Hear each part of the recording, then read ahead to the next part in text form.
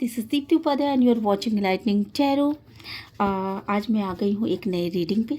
ठीक है, तो चलिए फिर एक रीडिंग देखते हैं। काफ़ी दिनों के बाद आज मैं रीडिंग करने जा रही हूँ। आज के रीडिंग का टॉपिक मैंने ये रखा है कि क्या वो जो आपके एक्स हैं, ठीक है, जिन्हें आप छोड़ चुके हो लाइफ में, या आप उनसे दूरी बना चुके हो, या जो कुछ भी है, ठीक है, आपकी लाइफ में वो नहीं है। ऐसा बहुत सारे क्वेश्चंस आ रहे थे इधर बीच मेरे पास, तो मैंने सोचा इसी पे रीडिंग कर देती हूँ। तो वो जो आपके एक्स हैं, क्या वो आपकी लाइफ में वापस आ सकते हैं? वो गर्ल बॉय जो कोई भी हो, ठीक है, आपके पार्टनर या हस्बैंड वाइफ जो कोई भी हो, क्या वो आपकी लाइफ में फिर से वापस आ सकते हैं? अगर आ सकते हैं तो क्यों आ सकते हैं, और अगर नहीं आ सकते तो किस रीज़न की वजह से वो नहीं आ सकते? ठीक है, तो चलिए फिर रीडिंग को आगे बढ़ाते हैं। अगर ये रीडिंग आपको अच्छी लगे तो प्लीज़ मेरे चैनल को लाइक शेयर सब्सक्राइब करना मत भूलिएगा। ठीक है, डिवाइन प्लीज गाइड करें, प्लीज गाइड करें, यूनिवर्स प्लीज गाइड करें, सिस्टर प्लीज गाइड करें, यूनिवर्स प्लीज गाइड करें, सिस्टर प्लीज गाइड करें, यूनिवर्स प्लीज गाइड करें, सिस्टर प्लीज गाइड करें,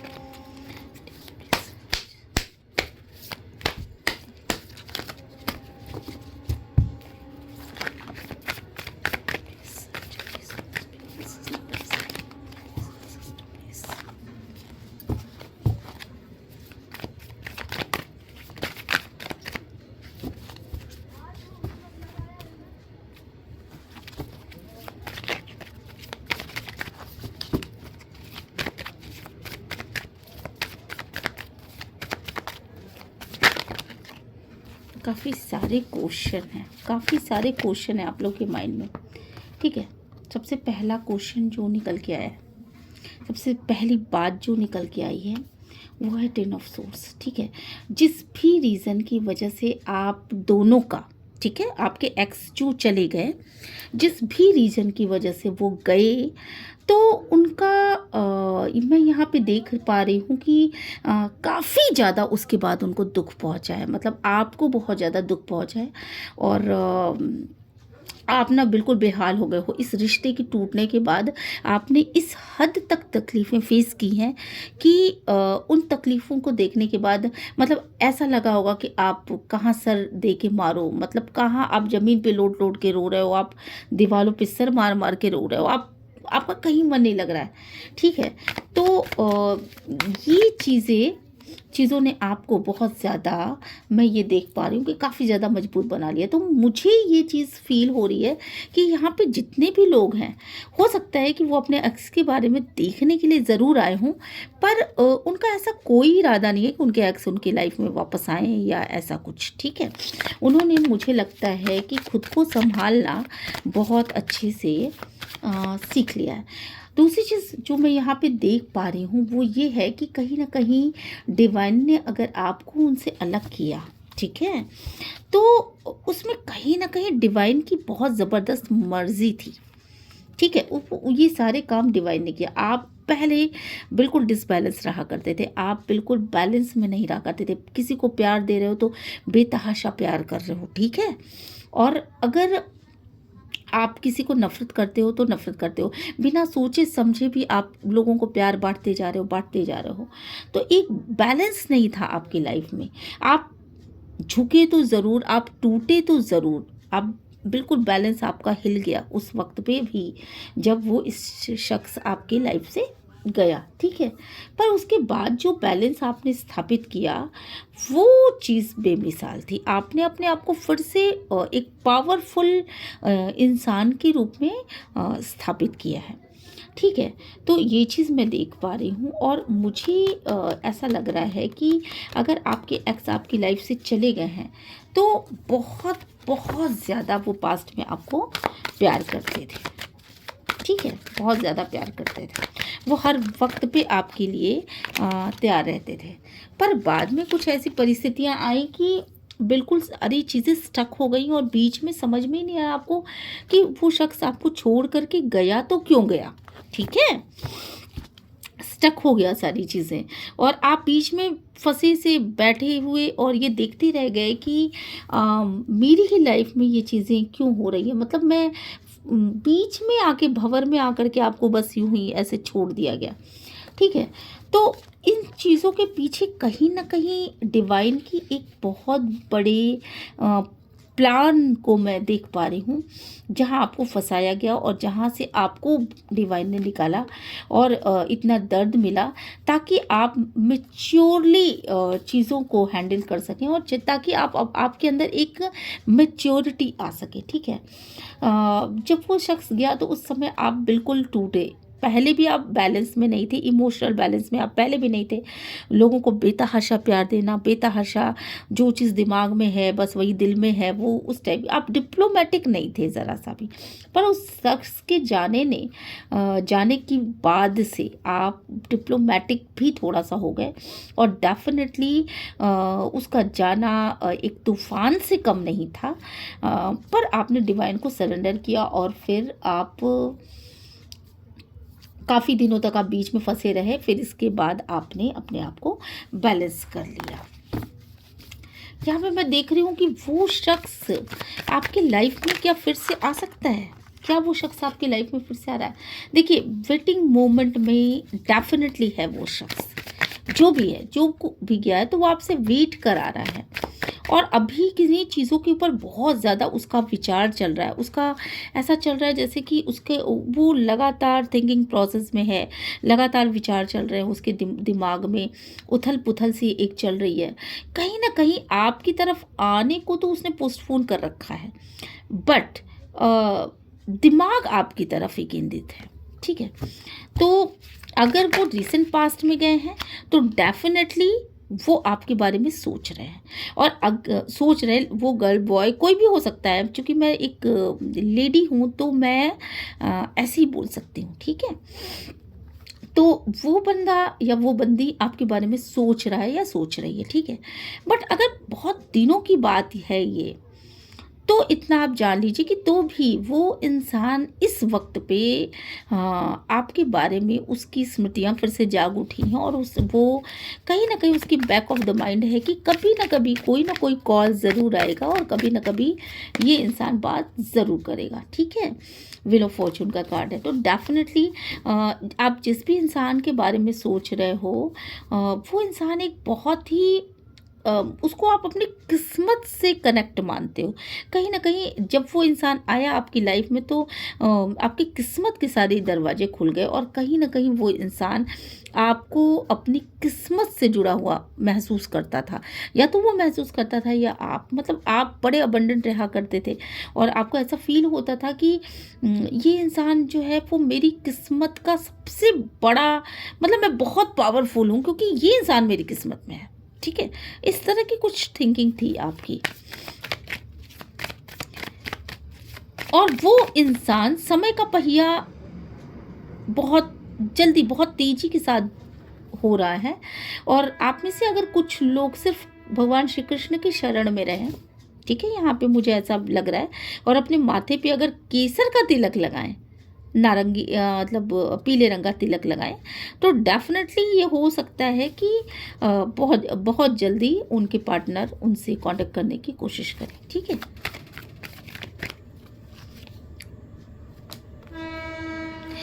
इस वक्त पे आपके पार्टनर को ऐसा फील मतलब आपको ऐसा फील हो रहा है कि आपके पार्टनर कोई एक्शन नहीं ले रहे हैं, वो मूवमेंट कर चुके हैं, मतलब वो किसी और दिशा में आगे बढ़ रहे हैं। तो इतना आप लोग समझ जाइए कि ऐसा कुछ नहीं है। एक्चुअल पोजीशन ये है, ये एक्चुअल पोजीशन है जहाँ वो वेटिंग मोमेंट में है, एक्शन नहीं ले रहे, पर आगे बढ़ने के बारे में वो पर्सन सोच जरूर रहा है, वो भी आपकी तरफ, ठीक है। कोई ऐसी परिस्थितियां हैं जिससे वो लड़ रहा है, खुद में लड़ रहा है और उन परिस्थितियों पे विजय पाने की कोशिश कर रहा हो सकता है वो मेंटली किसी प्रॉब्लम में हो, डिप्रेशन वगैरह की किसी उसमें हो, एंजाइटी में हो, या फैमिली का कोई बर्डन हो, कोई बिग मतलब हो जिसको लेकर के वो लड़ने की एनर्जी है और उस लड़ाई में जीतने की एनर्जी है, ठीक है। तो यहाँ पे मैं ये देख पा रही हूँ कि डेफिनेटली वो जैसे ही वो उस लड़ाई को मतलब ख़त्म कर लेगा, मतलब ख़त्म कर लेगा या कर लेगी, और उस स्थिति से बाहर मेंटल बैगेज जो कुछ भी है उसके ऊपर, वो उसको दूर करने के बाद वो तुरंत फोकस जाएगा आपका अपने मतलब आपके पार्टनर का फोकस आपके ऊपर जा सकता है। अगर रिसेंट पास्ट में किसी कंफ्यूजन की वजह से आपसे दूर गए हैं या दूर गई हैं, तो उनका फोकस आपकी तरफ पूरा का पूरा है। और किसी डिप्रेशन की परिस्थिति में मुझे यहाँ पे वो दिखाई पड़ रहे हैं या दिखाई पड़ रही हैं। किसी तरह की फैमिली प्रॉब्लम्स हो सकती हैं, या फ्यूचर की कोई प्रॉब्लम हो सकती है, फ्यूचर की कोई प्लानिंग बना रहे होंगे, या स्थितियों को अपने काबू में करने की कोशिश कर रहे होंगे। तो इस तरह की एनर्जीज यहाँ पे साफ साफ दिखाई पड़ रही हैं। तो अगर आप लोग ये रीडिंग देख रहे हैं और आप ये जानना चाहते हैं कि आपके एक्स जो भी चले गए हैं, बिना बताए चले गए, नहीं समझ में आया, अचानक ब्लॉक कर दिया या बात करना छोड़ दिया, या कुछ भी ऐसी सिचुएशन हो सकती है, तो आप लोग इतना जान लो कि जैसे ही ये मेंटल बैगेज उनका कम होगा, डेफिनेटली वो आपके ऊपर फोकस करेंगे। ठीक है। और मिसिंग एनर्जीज हैं बहुत ज़्यादा, ऐसी एनर्जी है कि आपको याद भी कर रहे हैं और आपको आपका इंतज़ार भी है। ये देखिए, ये कार्ड्स में देख लीजिए, बहुत ज़्यादा दुखी भी रह चुके हैं वो, पर उनको पता है कि मुझे फिर से फोकस करना, इस वजह से शायद वो आपसे कम दुखी हों। ठीक है। डिवाइन प्लीज गाइड करें, जो प्लीज गाइड करें, यूनिवर्स प्लीज गाइड करें, सिस्टर प्लीज गाइड करें। ओके। तो यहाँ पे जो चीज़ें दिख रही हैं, एक डेफिनेटली आपको ऐसा फील हो रहा होगा, आपके पर्सन को ऐसा फील हो रहा होगा, दोनों को ये ऐसा फील हो रहा होगा कि आप दोनों इस रिश्ते से निकलते हुए दिखाई पड़ रहे हो। एक रिलेशनशिप है जिससे निकलते हुए दिखाई पड़ रहे हो। ठीक है। ये चीज़ दिखाई पड़ रहा है। जो टावर मोमेंट आया है आप दोनों का, जिसने आप दोनों को बुरी तरीके से तोड़ के रख दिया, तो आपके दिमाग में ये चीज़ है कि आप दोनों रिश्ते से निकल गए, पर सच्चाई जो है इसके बिल्कुल उलट है। और सच्चाई जो है वो ये है कि यहाँ पे टावर मोमेंट आया ज़रूर था, पर अभी भी ये बिल्डिंग खड़ी है, और यहाँ पे मुझे क्या दिख रहा है कि कोई सीक्रेट्स थे जो निकल के बाहर आ रहे हैं। ठीक है। और मुझे यहाँ पे लग रहा है कि डेफिनेटली वो चीज़ें जैसे ही पता चलेंगी ना, कि तो आपको सक्सेस मिल जाएगी, वो निश्चित रूप से यहाँ पे आते हुए मुझे दिखाई पड़ रहा है। ठीक है। आएंगे तो क्यों आएंगे, चलिए अब इस पे अगर आपके पर्सन नहीं आते तो ये रीडिंग आपके लिए नहीं है। अगर बहुत दिन हो चुका है, बिल्कुल कोई होप नहीं है, तो ये रीडिंग आपके लिए नहीं है। ये रीडिंग उन लोगों के लिए है जिनके पर्सन रिसेंट पास्ट में निकल चुके हैं आपके लाइफ से, और उन्होंने कोई रीज़न नहीं बताया, कोई कारण नहीं बताया। तो इतना आप जान लीजिए को किसी बैगेज को लेकर के मतलब सफ़र कर रहे हैं, और कोई बहुत बड़ा बर्डन है, कुछ तो ऐसा है, फैमिली में कुछ हुआ है या कुछ हुआ है। आपको होप रखना चाहिए और वो वापस ज़रूर आएंगे। ठीक है। अब चलिए ये देखते हैं कि अगर वो वापस आएंगे तो वो किस रीज़न की वजह से वापस आएंगे, ऐसा क्या है आपके में। डिवाइन प्लीज गाइड करें, जो प्लीज गाइड करें, यूनिवर्स प्लीज गाइड करें, सिस्टर प्लीज गाइड करें। अगर वो वापस आते हैं तो वो किस रीज़न की वजह से वापस आएंगे। अगर वो वापस आते हैं तो वो किस रीज़न की वजह से वापस आएंगे। डिवाइन प्लीज, जो please, universe please, and sister please. देखिए, अगर वो वापस आते हैं तो वो किस रीज़न की वजह से वापस आएंगे। सबसे पहली चीज़ तो वो आना चाहते हैं, वो खुद ही ऑब्सेस हैं आपके लिए। मतलब अगर आप लोग होप छोड़ चुके हो, किसी भी वजह से बातचीत बंद हो सकती है, तो अगर आप होप छोड़ चुके हो तो प्लीज़ आप होप छोड़ो मत, क्योंकि वो वापस आएंगे ही आएंगे। ठीक है। और एक इमोशनल बॉन्ड है आप दोनों का, फीलिंग्स बहुत हाई हैं। ठीक है। फीलिंग्स बहुत हाई हैं, आप बहुत प्योर पर्सनैलिटी हो, इसलिए वो वापस आएंगे ही आएंगे। हो सकता है कि वो किसी रीज़न की वजह से अभी इग्नोर कर रहे हो। ठीक है। किसी भी रीज़न की वजह से वो अभी इग्नोर कर रहे हो, और आपको ऐसा फील हो रहा होगा कि वो आपसे चीटिंग कर रहे हैं, पर पास्ट में बॉन्ड इतना अच्छा था आप दोनों का, और आपके बिना वो इतने अलग थलग से हैं, पड़ चुके हैं, कि वो खुद ही बर्डन फील कर रहे हैं। और डेफिनेटली वो मुझे आपकी तरफ आते हुए यहाँ पे दिखाई पड़ रहे हैं। ठीक है, बिल्कुल बिल्कुल आएंगे वो, देख लीजिए कार्ड्स देखिए आप। तो चलिए फिर जल्दी से एक एंजल ब्लेसिंग ले लेते हैं आपके लिए और देखते हैं कि एंजल्स क्या कहती हैं। ठीक है,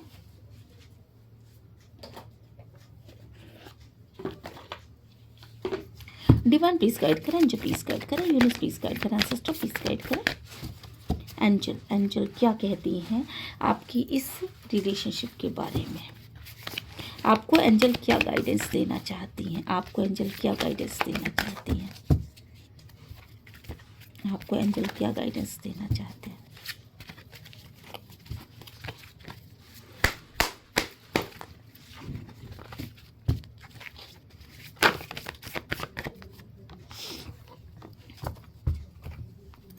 देखिए, एंजल ने आपको ये बताया कि परफेक्ट टाइमिंग आने दीजिए। ठीक है, पॉजिटिव बने रहिए और पीसफुल रेजोल्यूशन होगा। ये जो भी प्रॉब्लम आपके सामने आई है ना, ये पीसफुली ख़त्म हो जाएगी और आप पॉजिटिव बने रहिए।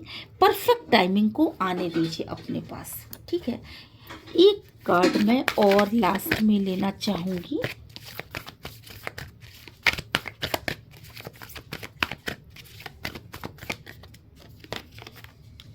Take action. ठीक है, आपको एक्शन लेने की ज़रूरत है।